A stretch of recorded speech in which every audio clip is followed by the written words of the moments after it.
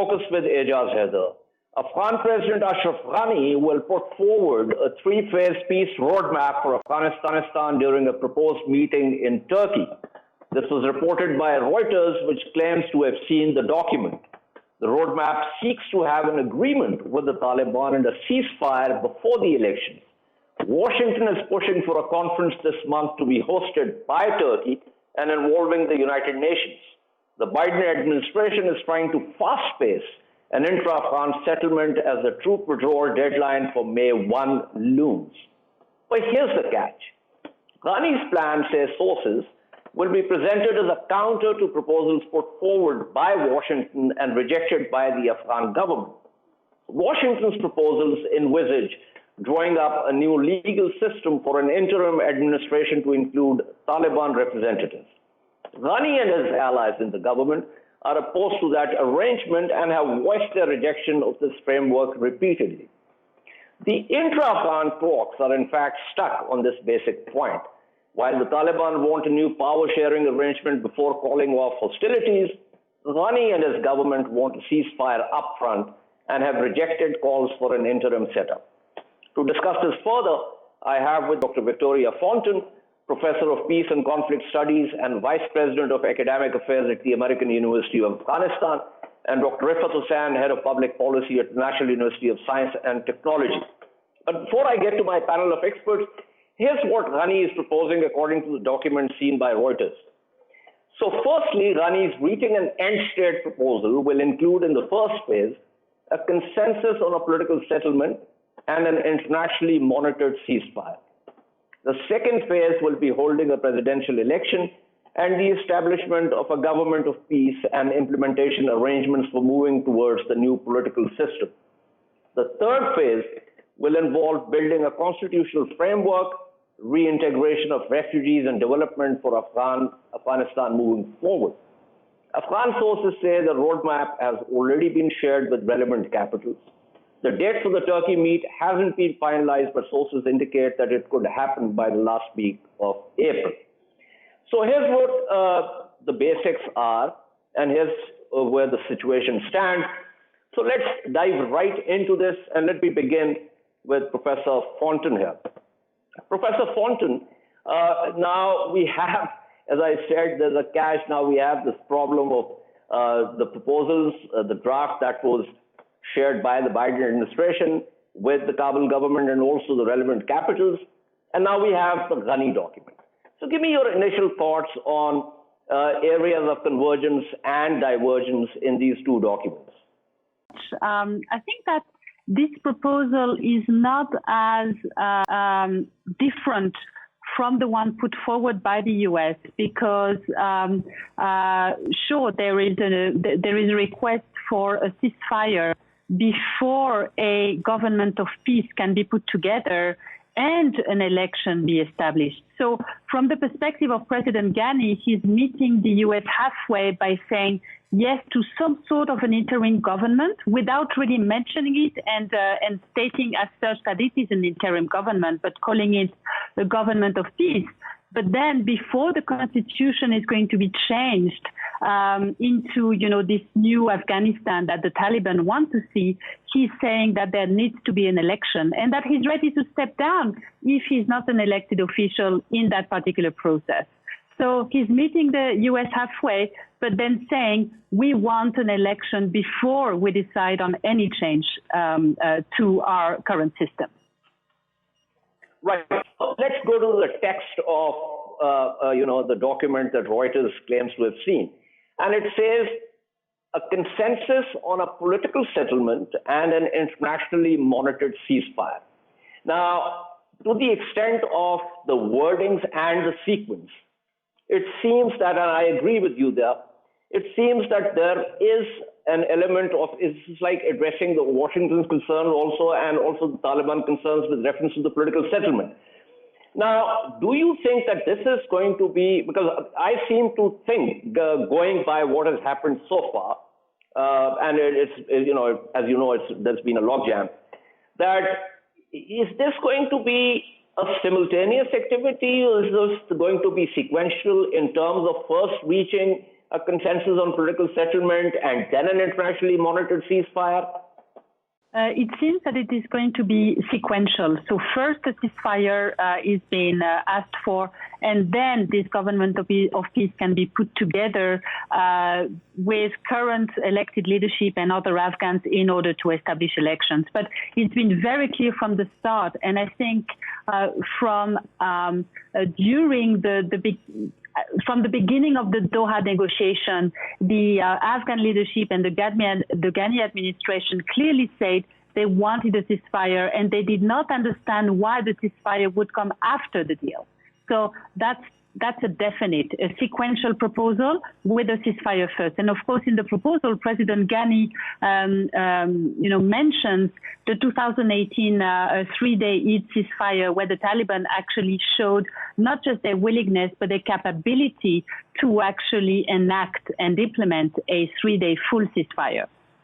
Right. I was actually going by the sequence here, which starts with political settlement and then an internationally monitored ceasefire. But I believe you think that it's going to be the other way around. So let me pull in Dr. Hussain here.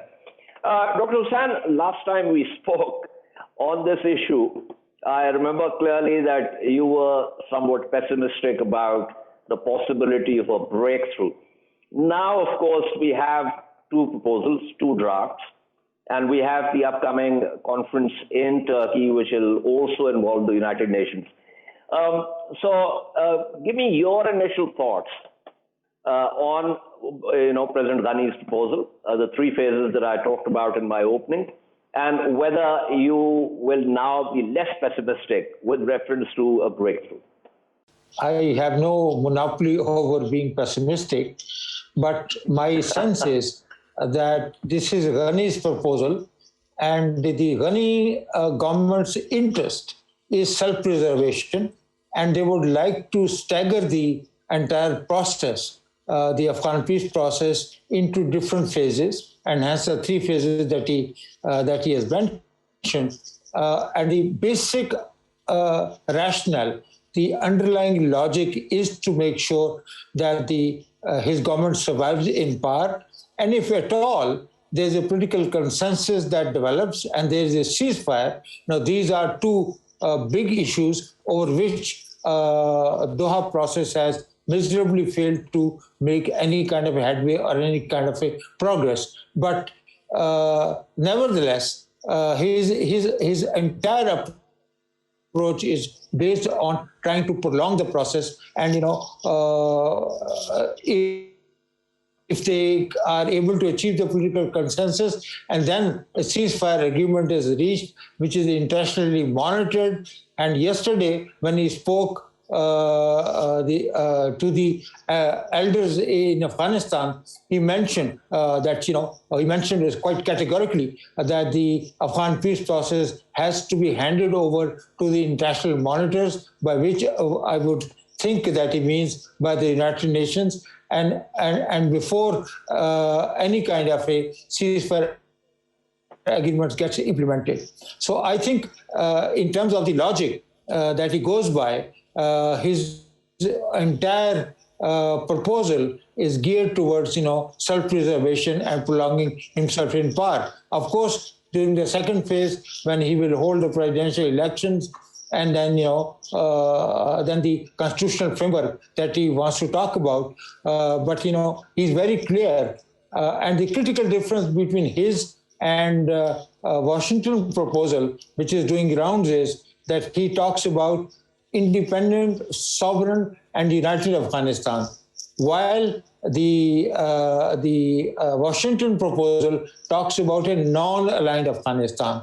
So, which means non-aligned means essentially neutral Afghanistan.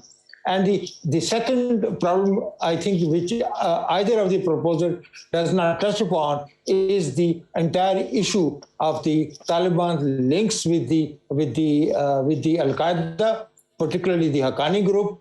And there are, if you look at the Cigar report, which was released only yesterday, so they have said that Taliban continue to engage in illicit trafficking, which includes the drug production, and that is their basic source of income.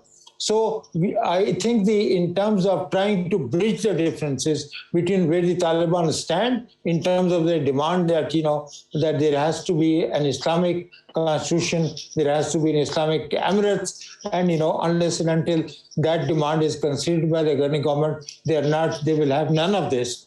So I think the differences still remain, and it will be very interesting to see how the Taliban react once the Ghani government is able to present his so-called counter-proposal before the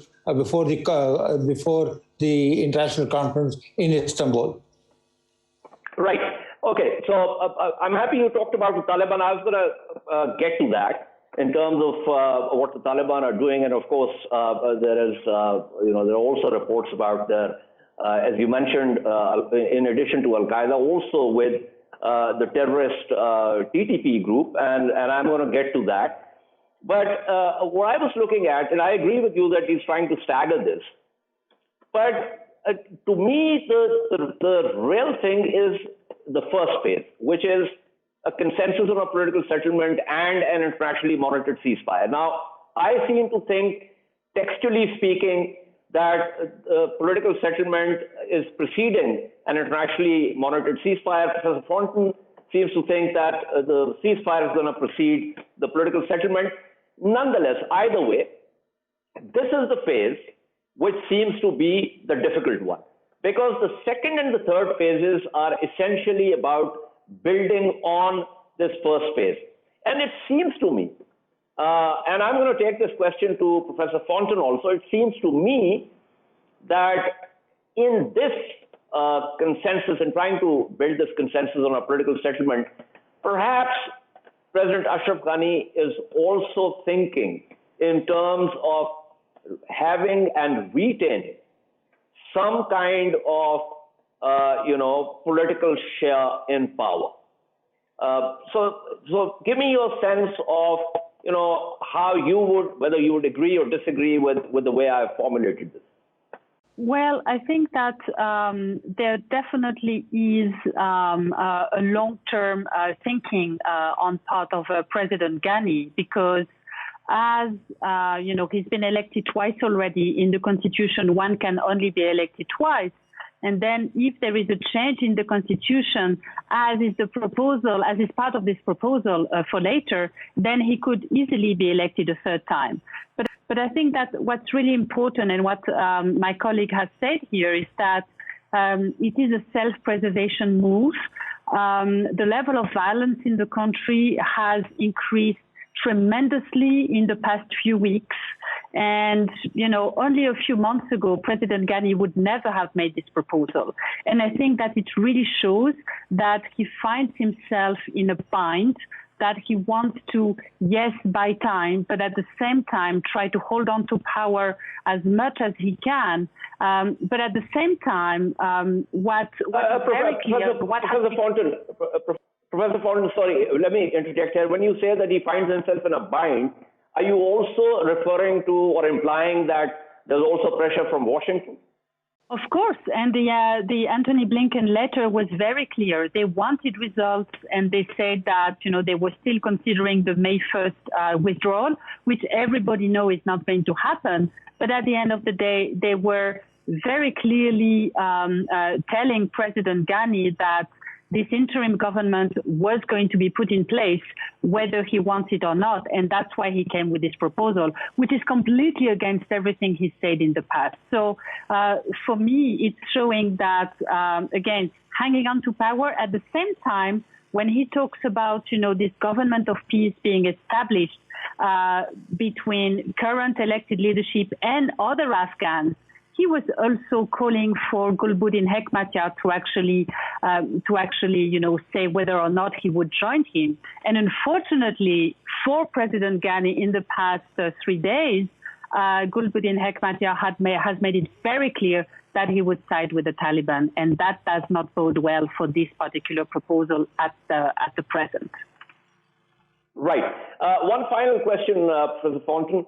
I'm happy you mentioned Hekmatyar, because, as you know, the last 7-8 months, the Taliban have separately been reaching out to everyone in President Ghani's political opposition, and that includes also former President Hamid Karzai. And you know, we tried to analyze these moves at that time, and there was a sense that the Taliban are very smartly trying to sort of isolate Ghani and his political allies, and sort of, you know, creating allies for themselves within what is considered as the post-invasion political elite in Kabul. Is that something that you would agree with? Definitely. I think that this is happening. I think that there is a distinct possibility that former President Karzai can actually come back to the forefront. At the moment, he represents a federating figure against, I wouldn't say necessarily against the current government, but he definitely is a federating figure within the opposition. And all the different sides of the opposition, I think, look up to his leadership and to his past pushback against international powers to actually help Afghanistan move away from international assistance, international interference, in order to establish a free and sovereign Afghanistan.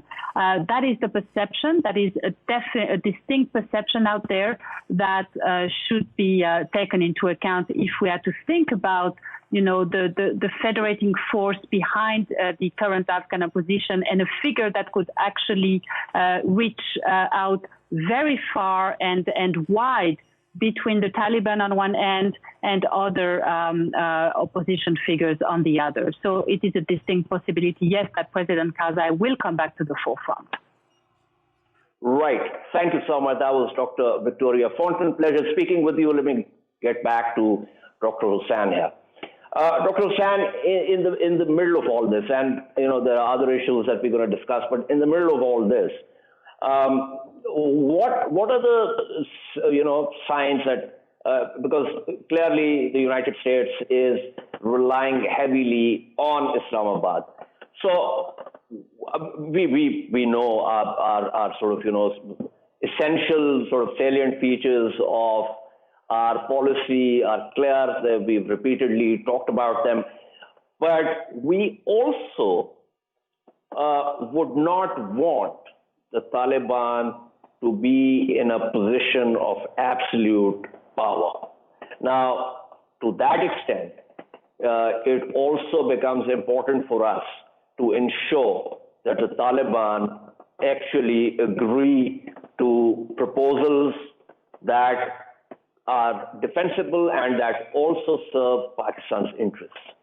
Let me reiterate, Pakistan's leverage over the Taliban is everybody recognizes it, everybody sees it, but having taken the Taliban or having induced them to the peace process, I think Pakistan's leverage is a question of diminishing returns, and there is nothing that that Islamabad can do which will force the Taliban to make the kind of concessions that the Ghani proposal or the American proposal would demand from them.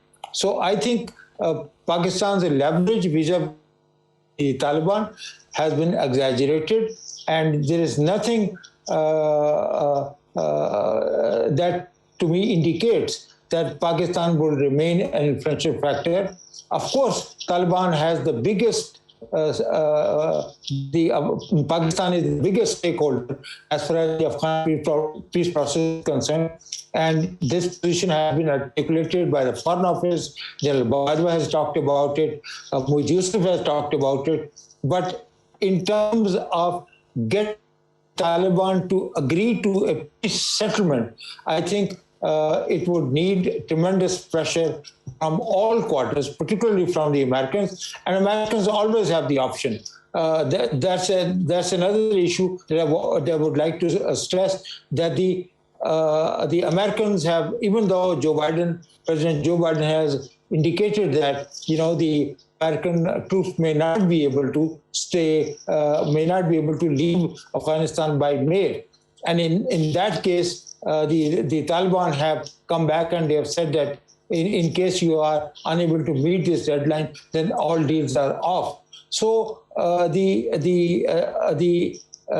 is an issue between synchronizing America's desire to leave Afghanistan by May and the Ghani government's proposal to make this work. And we do not have a lot of time with us. So the meeting the two deadlines, the May and the Afghan peace process is going to be a huge issue, and the Taliban knows this very well, that they are under no compulsion to abide by the peace deal when it comes to the meeting the May deadline is concerned.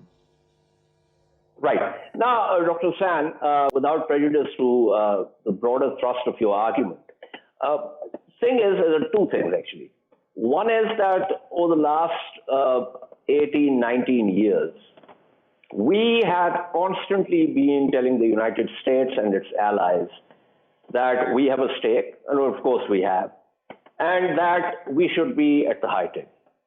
Now, when this process started, we were at the high table, not directly, but we were instrumental in getting the Taliban to the table. Now, secondly, we still have, and I don't have to directly spell it out, but I think we still have a lot of leverage with the Taliban leadership in terms of, if necessary, going by our interests, if necessary, to sort of put pressure on them to try and rethink some of their options. Well, Ijaz, that is factually true. Pakistan, of all the regional players or all the neighboring states of Afghanistan, not only has the most important stakes, but also has the considerable leverage given the history of Pakistan having dealt with the Taliban. But I think once the Doha peace process started, Taliban gained something which they didn't have before, because they gained international legitimacy and they were able to stake out a claim to be a genuine power share holding inside of Afghanistan. And since that time, I think Pakistan's leverage has diminished over a period of time.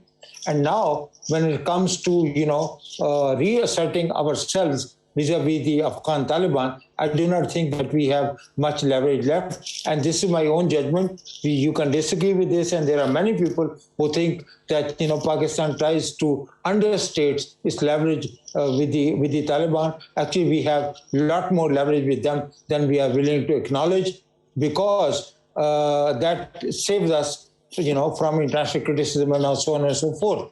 But the question is that would the Taliban be willing to transform themselves into a political party and contest the elections on the basis of the constitutionalism, on the basis of new legal framework that Ghani's project and proposal has talked about?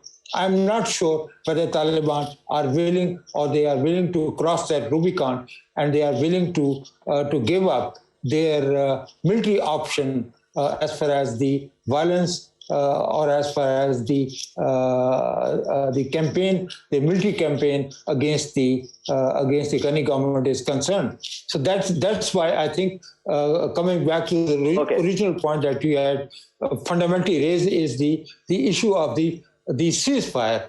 And ceasefire, once that agreement takes place, then the question is that who's going to monitor, whether this is going to be an international body or whether it's going to be the UN that will be involved in this peace process monitoring. Right. Those are, of course, details. Going by what you have said, it does not really bode well for us. But joining me now is Rahimullah Yusufzai, resident editor of the News.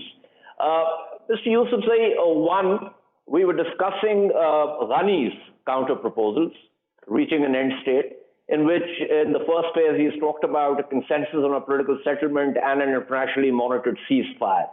So it seems that while these are being dubbed as counter proposals, it seems that Ghani is probably coming closer to the US proposals. Is that something that you would agree with? I always said, Ijaz, that Ghani cannot go against the US. So he has to give some space to the Americans. He may say a few things which are difficult for the Americans to digest, but otherwise, he has to follow, he has to toe the line. His dependence, his government survival, depends on the US. Now, yes, everybody wants political settlement, and that's why the intra-Afghan talks have been held, and now there will be these conferences. That is why, the major demand of the US, of the Afghan government has been a ceasefire, which Taliban have resisted. So I think these are something which are being, retooled or reiterated in a different way. But let me tell you one thing. Taliban will not actually prefer to make a deal with Ashraf Ghani. They will like to make a deal with all the stakeholders, which includes the Americans, which include the other Afghans, people who are in the opposition in Afghanistan. So they won't really legitimize Ashraf Ghani, and they won't make a deal with him in isolation. That is why this Turkey conference is very important. All the Afghan stakeholders will be there. And, every stakeholder should make the best opportunity out of this, chance in Istanbul. But let's see how it goes, because there are so many obstacles, as pointed out earlier, and these have to be overcome before anything substantial can happen. Right. Now, let me draw your attention to something which is ominous. Before you joined us, Dr. Hussain also talked about the Taliban position. Now, Rupert Stone has written a piece for TRT World. It's called A Tale of Two Talibans. And apparently, from his tweet, I gather that he also spoke with you. So he begins his piece with talking about a Taliban ambush of Afghan security forces in the Khost province, and says that there were, those who ambushed also involved fighters from Pakistani terrorist organization, the Tehreek-e-Taliban Pakistan. And he went on and he said that, when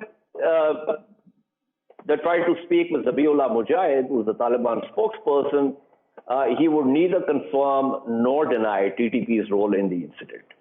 Now, in the event that there is such a role, and TTP fighters have been fighting alongside the Afghan Taliban, then that changes, that ought to change our security calculus with reference to the Afghan Taliban. I have yet to hear, have yet to have any evidence that the Pakistani militants, including the TTP or the Baloch separatists or Lashkar-e-Islam of the late Mangal Bagh, that they have ever launched any attack in Afghanistan. Why would they undertake an attack in a country where they have got refuge, where they have got safe havens? So I think that's unlikely. I don't think the Afghan Taliban need the Pakistani Taliban to help them in carrying out an attack. In a place like Khost, in a place like Sabari district in Khost, where the Haqqani network is very strong. In fact, whenever we ask the Haqqanis, they say we are the strongest in Sabari in Khost. So I think that, the Taliban are justifying the attack by saying that there was a CIA station, there were American forces, as well as the Zarbati militia of the Afghan army trained by the CIA.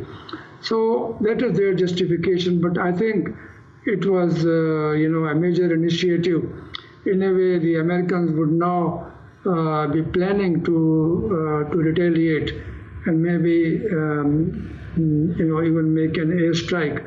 So there is this, I read an article by Rupert Stone, and as you mentioned, he spoke to me a number of times about this. He wanted to publish it somewhere else, but eventually it appeared in the TRT. But let me tell you that some of the sources are from Kabul, the Afghan government sources. So, we have to keep that in mind as well, whether he's getting only one side of the story or he's also able to balance it out by getting the other side of the story. Right, that's a very important thing, and I agree with you. Thank you so much. That was Rahimullah Yusufzai. Thank you also to Dr. Riffat Hussain for his insights. Before I wrap up, I'm joined by Hamdullah Hamdard, who's an Afghan journalist. Mr. Hamdard, thank you for being on the program. Give me your sense of the Ghani proposals as put forward by Reuters. It seems that Ghani's proposals, which are being dubbed as counter proposals, are actually pretty close to what the Americans have proposed. I guess that Ghani's proposal is not a counter proposal to the one presented by Zalmay Khalilzad, representing USA's demand. I guess that Ghani does not want to repeat the era of the post-Dr. Najibullah's government, which caused the internal or civil war in Afghanistan, and the international community also withdrew. They did not back the Dr. Najib's government. The promises that were made, they did not stand to their promises. They did not stick to their promises. And Dr. Ghani does not want that chaos once again to happen in Afghanistan. That's why when the Minister of Defense of the USA came a couple of weeks or almost a month ago or 1.5 months ago to Kabul, he talked to President Ghani. He said that we are going to withdraw our forces. And Dr. Ghani gave him a very bold response. He said, okay, withdraw your forces. We don't need them. You're our good partner, and we thank you for that. We will continue our cooperation in our partnership. If you are to withdraw your forces, you can do that. But we are not going to accept any forced peace or peace deal or any forced interim government or acting government or something like that. We want the next government of Afghanistan to come through the peaceful elections, the fair elections, and the democratic elections in Afghanistan. I guess that President Ghani's proposal may include all these things. He wants to make sure that there is no chaos, no civil war again after the Taliban joined the Islamic Republic of Afghanistan. His only worry is here, not continuing his own presidency. He is ready to leave the presidency, whatever he said in his recent talks, but he is not ready to take Afghanistan once again to the chaos. That's actually very good news, because up until now, his constant refrain was that he is not going to step down. But with his proposals, he has talked about a consensus on a political settlement and an internationally monitored ceasefire. And then he's talked about holding a presidential election and the establishment of a government of peace. All of that is absolutely great, and one hopes that these proposals actually strike the right chord with all stakeholders, including the Taliban. Thank you so much. That was Hamdullah Hamdard speaking with us. We shall take a short break and return to discuss the ongoing repression by the military junta in Myanmar. Stay with us.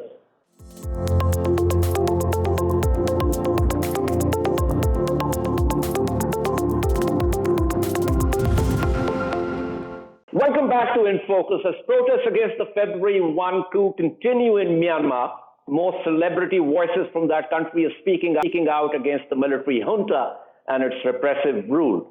Han Le, Miss Grand Myanmar, spoke out last week against alleged atrocities committed by our country's military. Speaking at the Miss Grand International 2020 event in Thailand, Han Le said, "Today in my country, Myanmar, there's so many people dying. Please help Myanmar. We need your urgent international help right now." Han Le, a psychology student at the University of Yangon, decided to use the pageant as a platform to speak out about her homeland on an international stage. She's concerned now that her 2-minute speech could have put her on the radar of the military. She said she had decided to stay put in Thailand for at least the next 3 months. Meanwhile, despite international pressure, the junta has doubled down on its policy to crush the protests. To discuss the situation further, I have with me Billenness, Executive Director, International Campaign for the Rohingya and Director, No Business with Genocide, and Lwin, who's a Rohingya activist and blogger. Thank you to both my guests. Let me begin with Mr. Billenness here. Mr. Billenness, as I said, and we have discussed this before also, and try to figure out what all can be done to pressure the junta. But it seems that the current level of international pressure is not really working because the junta, as I said in my opening, has just doubled down. So give me your sense of where the situation stands and what do you think can be done further in order to put real pressure on the generals? What we're doing is that we are going after the military junta's sources of money. In particular, right now, we have a campaign to press the oil companies to end any payments to the junta, whether that's taxes, whether that's revenue share, whether that's dividends.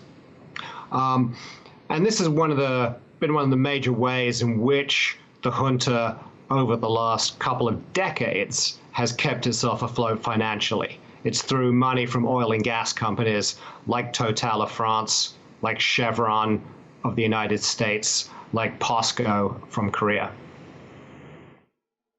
Right. So here's another paradox here. It's about the sovereignty of a state, and you sort of juxtapose it with a conflicting concept of right to protect. Now, as you know, there are schools of thought on both sides. Those who are opposed to right to protect say, well, there is no limiting principle, and if we allow this, then obviously other states will begin to interfere in the internal affairs of other states. On the other hand, we have had things like what we're witnessing in Myanmar, what we saw in Rwanda, and various other. So there's got to be some kind of new framework that defines the circumstances under which the international community can actually intervene into the affairs of a state.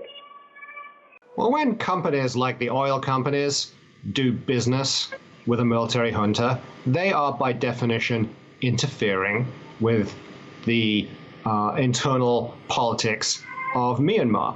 And so what we're simply saying is that the oil companies should abide by the calls by Myanmar's elected officials, the CRPH, calling for companies not to give any money to this military junta that has taken power in a coup. And so, this is not internal interference. These companies have been doing business in Myanmar for decades. And, the key thing here is they should do so responsibly, and they should do so on the side of the people and not on the side of the military. Right. Let me pull in Lwin here.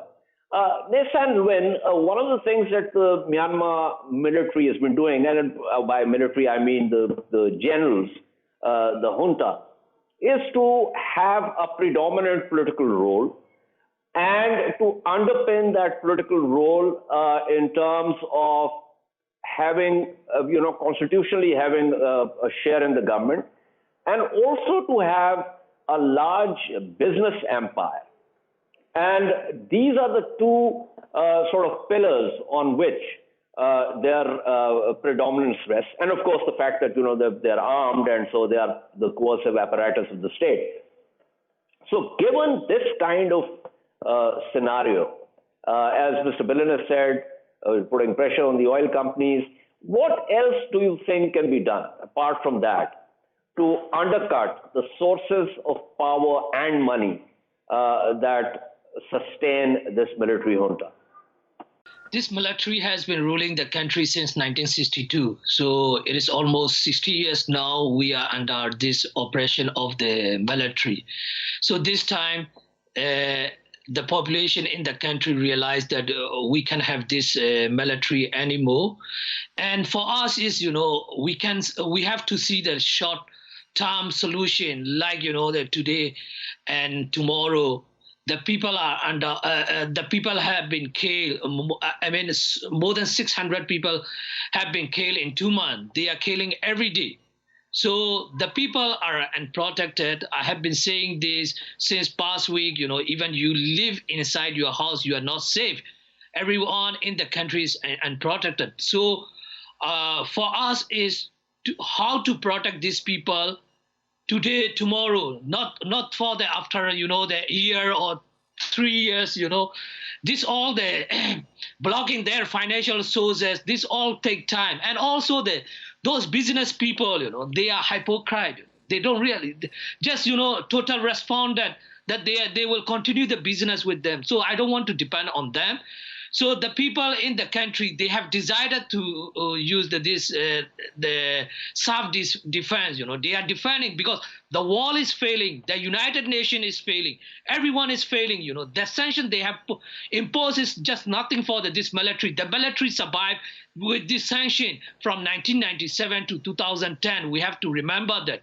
So are we going to protect the people or just, doing the campaign? Being I am a Burmese, I am a Rohingya, more than 10,000 Rohingya, were killed in 2017. Nobody protected them, So I have this I can feel the pain of my fellow Burmese. So, like, we have to finish this military at all, they can take the part of any political process. So what we have to do is we have to support the federal army that is going to form very soon with the ethnic armed group. They will be the only, the armed organization that can protect the armed civilian who are under oppression of this military. Right. Now, Nathan Lwin, give me a sense of, because, this is not the first time that people in Myanmar have protested against the military junta.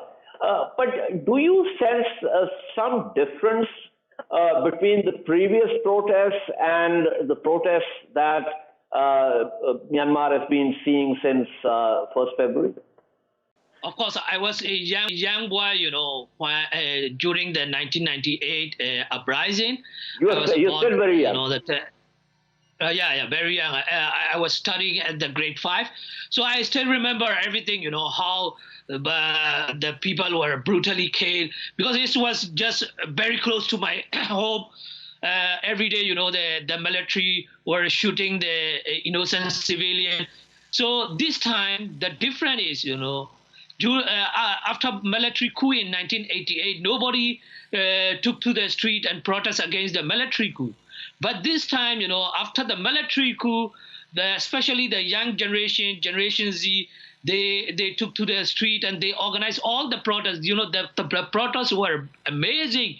They have used the different placard, vinyl to get the attraction of the other young people. This way they organized.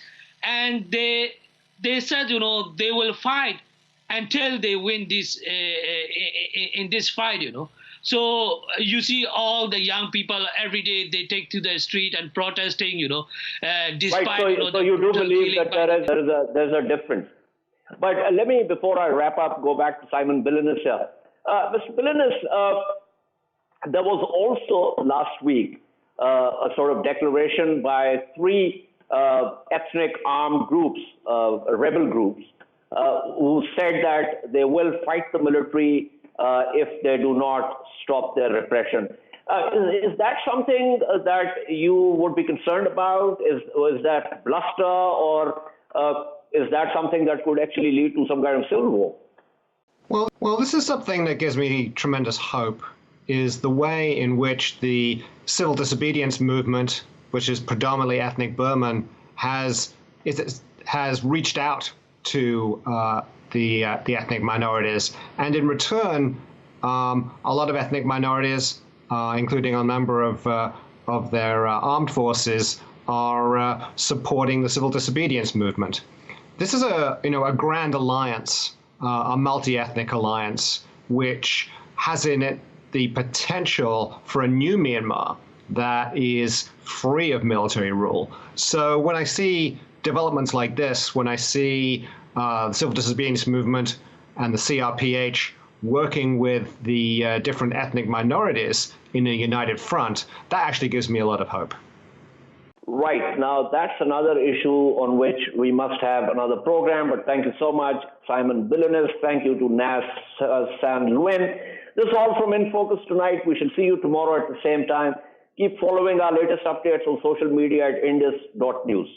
And as I always say, given the third COVID-19 wave, both in Pakistan and across the world, stay safe and follow the non-vaccine safety protocols. Good night and goodbye.